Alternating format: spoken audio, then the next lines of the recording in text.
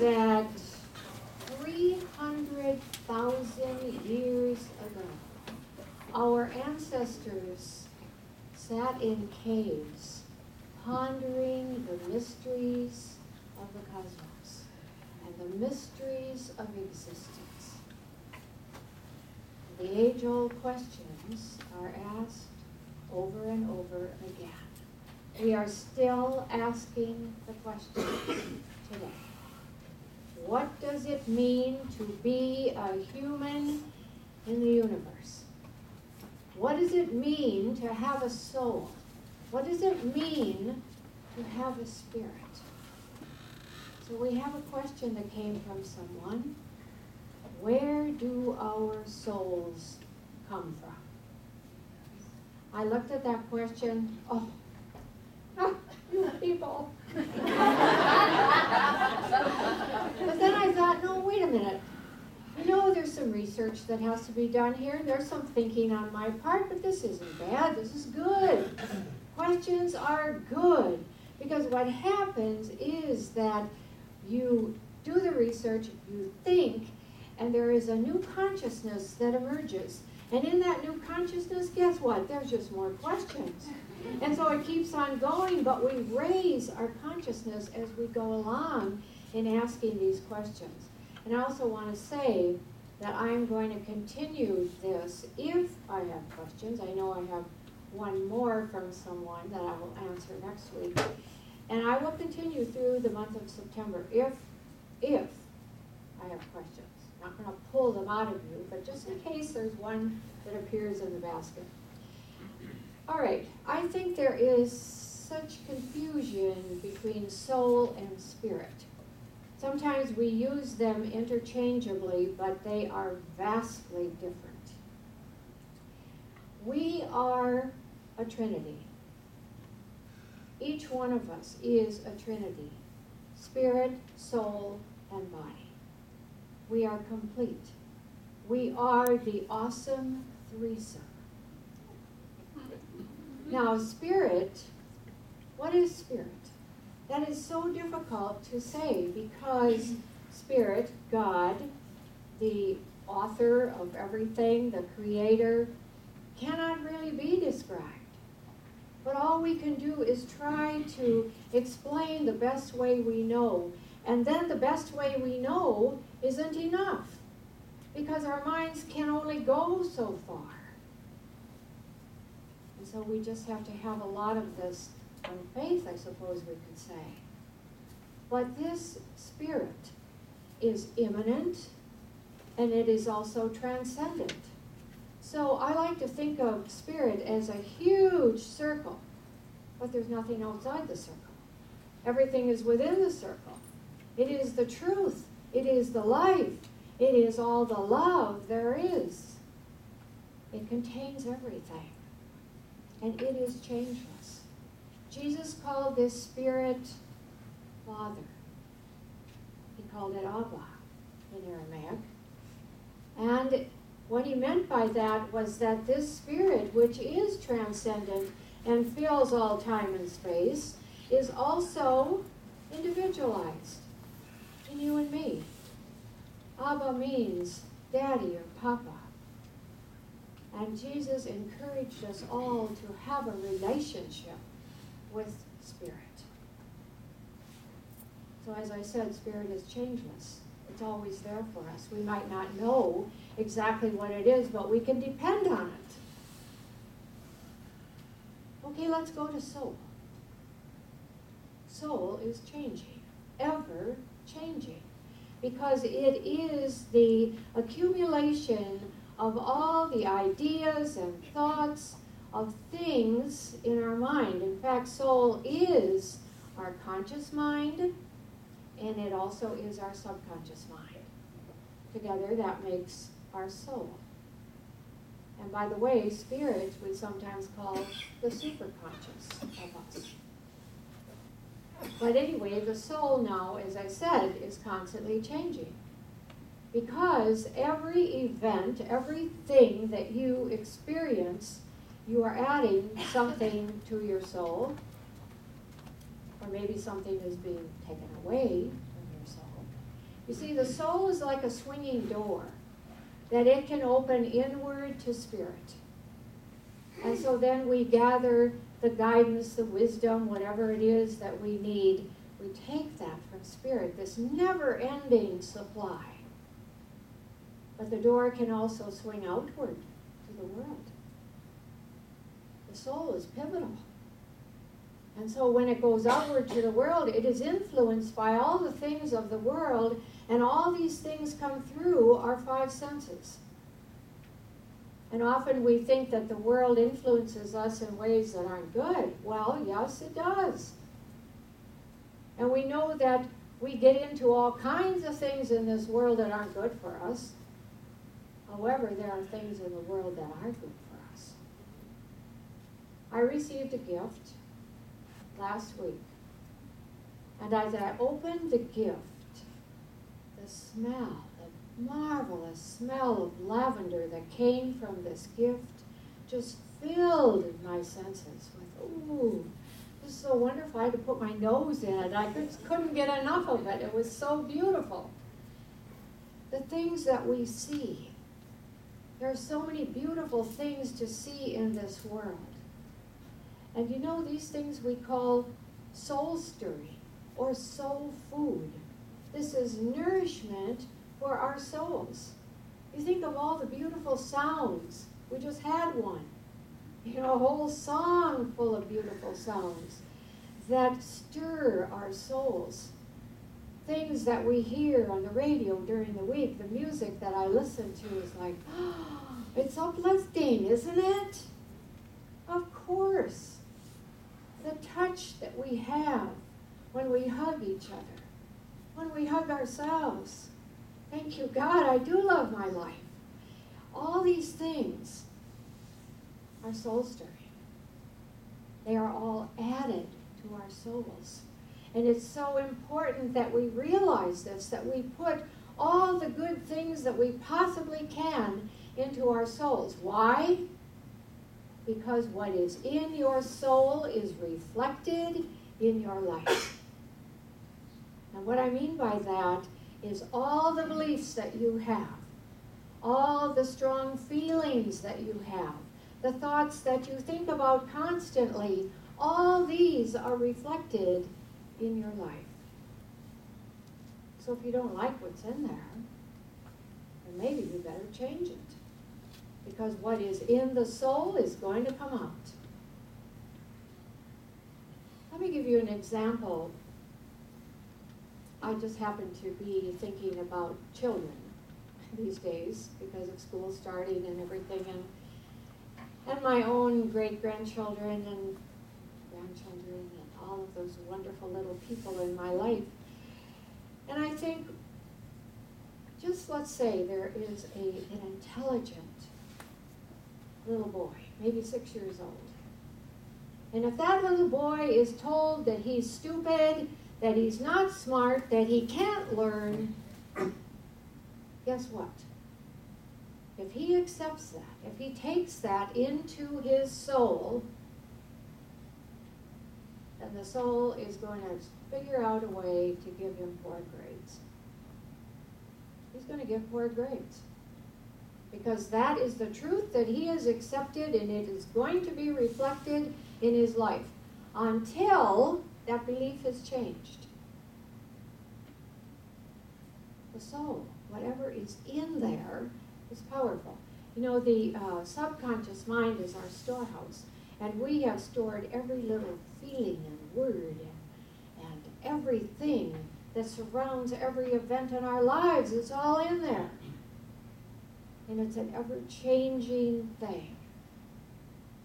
When I go out and look at the bookstore and I see all these books that people have written that are good for our souls, I think, oh, it's endless of all the things we can put into our souls.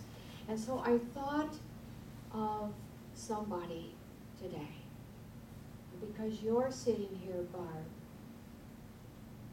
well, let me tell you about it. Let me tell you about him. This little boy called Maddie Stefanik. Remember him? He was born in 1990. He passed in 2004, 14 years old. And this little boy had a debilitating form of muscular dystrophy, and he was well-known, the most well-known and the best-selling poet in the United States. He was a spokesperson for the organization, and he inspired millions of people. He wrote books. Well, when I was going to Carefree Living this last week to do a service, I thought, what can I tell these people? I'm not into religion. I can't relate that to them. I don't want to. They have their religion. But what can I do that would inspire them? So I thought, aha, Maddie Stefanik, okay. And I have to tell you that when I read one of these poems, when I shared it with them, there was a man in the middle of the room who was just weeping.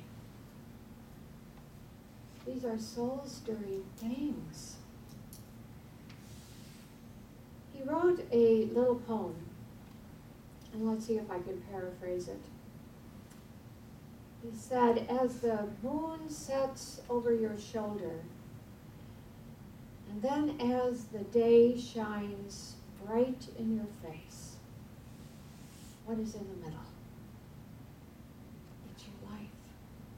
Your life is in the middle, full of choices for every moment and every place. Now, I don't know how old he was when he wrote that. Well, let me give you something that he wrote, and I think he was 5 years old. So he began writing at 3. And this is something about being thankful. He always said to us, be thankful, in so many of his poems. He said, dear God, I was going to thank you tonight for a beautiful sunrise that was pink behind the fog down the hill. I was going to thank you for a wonderful rainbow that I ran under, pointing to all my favorite colors, and for such a great sunset that sparkled orange across the water. I was going to thank you tonight for all these special gifts, except that none of them happened. But you know what? I still love you, God. And I have lots of other things that I can give you thanks for tonight.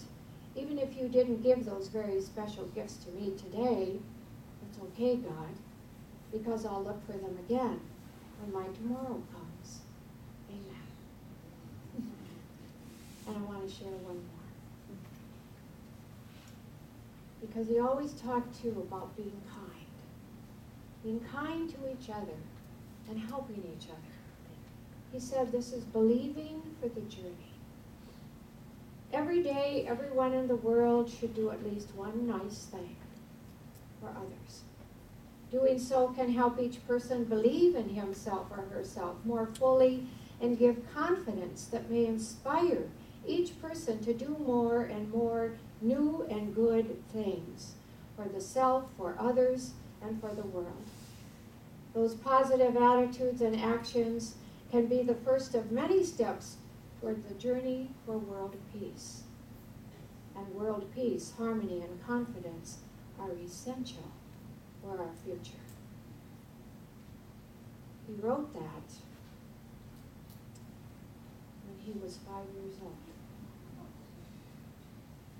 So that's what I'm saying, that we can look out in this world and we can see that there are so many people who give us so many good things for our souls. Let's take them all in. Let's build our souls to the very best that we can. But you know, I haven't answered the question, have I? Where do souls come from? They come from spirit, because that's the only place they could come from. Everything comes from spirit. Everything. Well, we could get into all kinds of things about souls. I picked up about 6 different books this week. Journey to the Soul, this is what the soul does, this is how it's arranged, this is all the old souls and the new souls and all these things, and I thought, I'm not going there. I'm not going there. because maybe we don't really have to know all that. We can.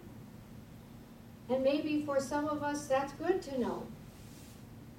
Or maybe for others of us all we have to know is just add good things to your soul. That's it. So I have another question. I'm going to close with this one. And this came from someone that wanted to know about God-fearing. What does God-fearing mean in the Bible?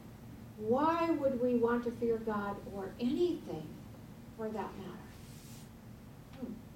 God-fearing.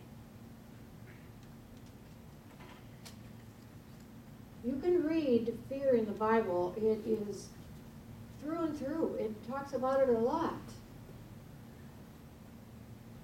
But I look at that as old, outdated language.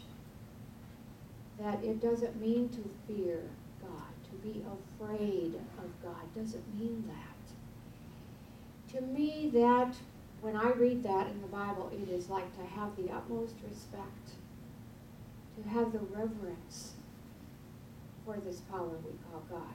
So in Isaiah, well, no, it's not Isaiah, it is 1 Samuel, where it says, fear Jehovah and serve him with all your heart in truth. To serve with all your heart in truth means love. Well, love and fear don't go together. So obviously there has to be a different meaning for fear. And I'd say it is have reverence, have respect, have honor for Jehovah. In the Psalms, there's quite a bit of fear words sprinkled all through there. And in Psalm 111, it says, fear of the Lord is the beginning of wisdom. Well, wisdom is that divine, intuitive knowing that we all have. It's in here, and the only way that we can open to it is we have to let go of all these limited beliefs that we have, and fear is one of them. So again, fear and love don't fit together. So this reverence for the power that is the beginning of wisdom. But there's something else here, something that was bothering me. So I thought, okay, what about reverence? When you look up that word, you realize it comes from the Latin, which means fear and respect. Whoa, what's this? So then you think of reverence. Generally, we think of it as this awesome, this adoring feeling that we have for something that deserves that. Okay, so then you look up fear. Oh my, guess what? Fear is generally thought of as this very unpleasant, strong emotion that has the awareness of impending danger. So we don't like fear. It doesn't feel good. But you read down a couple lines and it says reverence. Reverence for the divine. So how do we separate? How do we, well, okay, let me say this. I stood on the edge of the Grand Canyon. I didn't want to stand too close because I was fearful. But yet I looked out and I saw this magnificence, this beauty. And awe took over. And I forgot all about my fear. Oh, I still wasn't standing too close. But you see, fear and awe both allow us or make us stand back. And I stood back in awe with this beauty that was in front of me, because it was almost as if I was standing back from my little self and I was participating in something that was beyond me. I was sensing that there was a reverence for life beyond my little life. And so we stand back from fear and trepidation. We stand back from awe in admiration.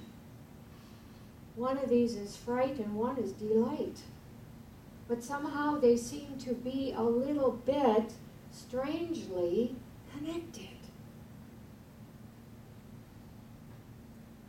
It was several years ago when we were in Alaska, Del and I, and we were visiting our friends. He's a bush pilot, and she my best friend. So somehow or other, I thought the three of them were going to go in this Cessna 180 and they were going to take this flight over the mountains. Oh no, I was supposed to go along. Oh no, I didn't want to go along. I was fearful. I didn't want to be up in a little airplane. No, thank you. So my friend, she gives me a pack of gum. And she says, you just hold this gum in your hand and just squeeze it when you have to, and you're going to be just fine. What? Wrigley's is going to make me feel better? I don't think so. Give me a parachute. That might feel better. But a pack of gum? Okay, so I knew I had to go, so there was fear. But the moment we got up over those mountains, the magnificence of that beauty took away my fear. And all I could do was be there in profound awe. Well then, he decided to land this float plane on a lake. And this lake was still, it was like a mirror. And so we landed on this lake. And again, fear. You know why? Because he shut off the engine. I thought, is he nuts? I mean, come on. It might not start again. And we'd be here forever and a day. Fear. And then when he turned off that engine, the silence was profound. It was breathtaking. I have never experienced silence like that in my life. Silence beyond silence. And of course, since I'm standing here, he did get the plane started. With all his wonderful skills, he knew how to do that. You see, the lake was really down below and all the mountains were around us. How he did that, I don't know. But I had the most awesome experience. So fear and awe and reverence, they aren't connected, and yet they're very close together sometimes. But fear, if you just look at fear, we'd never want to fear the Creator, fear spirit. That's really ridiculous. Because fear is the crippler. Fear is what sucks the life right out of us. Fear is what squeezes our arteries. It constricts our circulation. It dulls our days. It's a terrible thing to live in fear. And so we don't want to be that way. Actually, fear is faith upside down. Fear is faith in all the negative things of life. That's no way to live. But love is the way to live. And that's how we are to live. So the spirit of love that lives within us, that is all around us, has invited us into life. It has called us into being. And it invites us to be in partnership with it. That's what Jesus was talking about. That this is Abba within. This is Daddy. This is the Father within that I can have a relationship with. I can be a partner with this power, and it will see me through everything. This is love. This is love. And so we are given the command to be love. And truly, friends, that's all we have to know. Namaste.